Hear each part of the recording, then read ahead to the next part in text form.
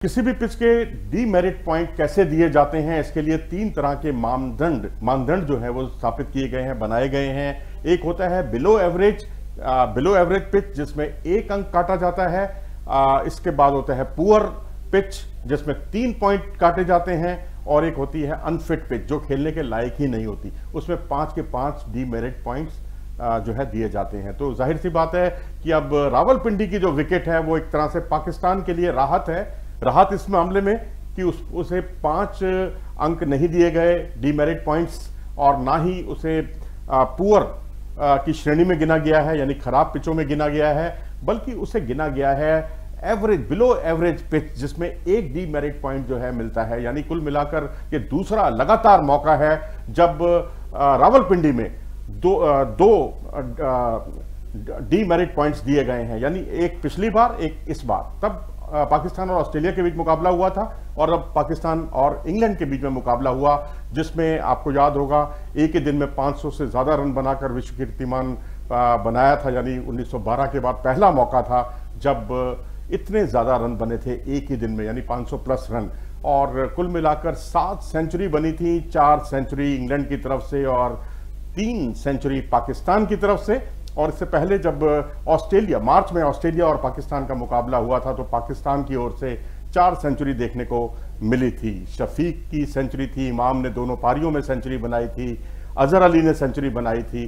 अब demerit points का मतलब अब यही है कि अब रावलपिंडी के नाम 2 डीमेरिट पॉइंट्स दर्ज हो गए हैं, एक ऑस्ट्रेलिया पाकिस्तान मुकाबले का और दूसरा इंग्लैंड पाकिस्तान मुकाबले का। और नियमानुसार जो रूल है वो हम आपको बता देते हैं। रूल ये है, जो गाइडलाइंस है आईसीसी की, 5 साल की अवधि में अगर 5 डीमेरिट पॉइंट्स किसी वेन्यू को दिए जाते हैं तो उसे 1 साल के लिए प्रतिबंधित कर दिया जाता है, 1 साल के लिए बैन लगा दिया जाता है उस वेन्यू पर। तो अभी खतरे जैसी कोई बात नहीं है, लेकिन मुझे लगता है आईसीसी को भी इसमें संशोधन करना चाहिए अपने इस नियम को लेकर, क्योंकि अब संभव है कि अगले 3 साल तक पाकिस्तान जो है जितनी भी टीमों को होस्ट करेगा, हो सकता है रावलपिंडी का मैच वहां पर आयोजित ही ना करे। अगर आयोजित नहीं किया जाएगा तो ये डीमेरिट पॉइंट्स का कोई मतलब नहीं रह जाएगा। तो बेहतर यही है कि यहां डीमेरिट पॉइंट्स अगर 2 मिले हैं तो या तो एक की जगह पर 2 डीमेरिट पॉइंट्स दिए जाते, या फिर यहां पर एक कंपल्शन कर दिया जाता, अनिवार्य कर दिया जाता कि अगला मुकाबला जो है रावलपिंडी में जरूर आयोजित किया जाएगा। लेकिन ऐसा नहीं है, ये होस्ट नेशन पर निर्भर करता है। तो इस तरह से मुझे लगता है आईसीसी को अपने इस नियम पर विचार करना चाहिए। और इसके अलावा हम आपको ये भी बता दें कि जो कुछ कहा है रेफरी ने, क्राफ्ट जो इस मुकाबले के रेफरी थे, उन्होंने बहुत ही साफ तौर पर कहा कि ये बहुत ही फ्लैट किस्म की पिच थी। ये इंग्लैंड पाकिस्तान मैच की मैं बात कर रहा हूं। फ्लैट पिच, उन्होंने बताया कि बॉलर को किसी भी तरह की असिस्टेंस नहीं थी, मदद नहीं थी। और आईसीसी गाइडलाइंस जो हैं इसे बिलो एवरेज पिच की श्रेणी में रखती है। 1768 रन बने थे इस मुकाबले में। जब से 5 दिन का टेस्ट मैच मुकर्रर हुआ है तब से इतने रन किसी टेस्ट मैच में नहीं बने, और ओवरऑल टेस्ट मैच के इतिहास में यह तीसरा सर्वाधिक स्कोर है एक टेस्ट मैच में बनने वाला।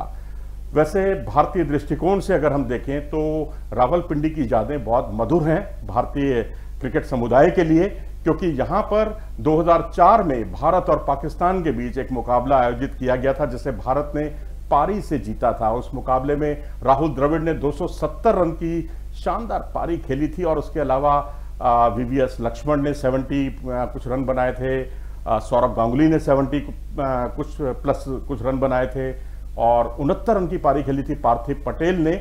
और दोनों पारियों में कुल मिलाकर 7 विकेट चटकाने में कामयाब रहे थे लक्ष्मीपति बालाजी, और भारत ने वो मुकाबला जीता था। इतना ही नहीं, रावलपिंडी की पिच जो है इस सीजन में भी बहुत स्पोर्टिंग विकेट मानी गई थी। जहां तक डोमेस्टिक क्रिकेट का सवाल है, कायदे आजम ट्रॉफी में 350 रन ही बने हैं अधिकतम स्कोर यहां, और कई बार तो टीमें यहां 150 या 200 रन के अंदर ही आउट हुई हैं। तो जाहिर सी बात है, एक स्पोर्टिंग विकेट है, बॉलर्स के लिए मदद रहती है, बल्लेबाज जो स्ट्रोक प्लेयर्स हैं उनके लिए भी मदद रहती है। तो मुझे लगता है कि यहाँ पीसीबी ने जल्दबाजी की, एक पिच के साथ जो इंस्ट्रक्शंस दी हैं उनको पिच क्यूरेटर को, वो भ्रामक थी, जिसकी वजह से ये लगातार 2 मैचों में 2 डीमेरिट पॉइंट्स कटे हैं। 1-1 पॉइंट दोनों बार कटा है, और अब 5 साल में अगर ऐसा 5 डीमेरिट पॉइंट्स हो जाते हैं किसी वेन्यू के, तो वहां 1 साल के लिए उसे प्रतिबंधित कर दिया जाता है। आप क्या सोचते हैं इस पूरे आईसीसी की गाइडलाइंस के बारे में और पिच की प्रवृत्ति के बारे में, पिच के जो डीमेरिट पॉइंट्स का जो नियम है उसके बारे में? अपनी राय हमें कमेंट सेक्शन में जरूर दें। अगर आपको ये वीडियो पसंद आया हो तो इसे लाइक करें और हमारे चैनल को सब्सक्राइब भी करें। नमस्कार।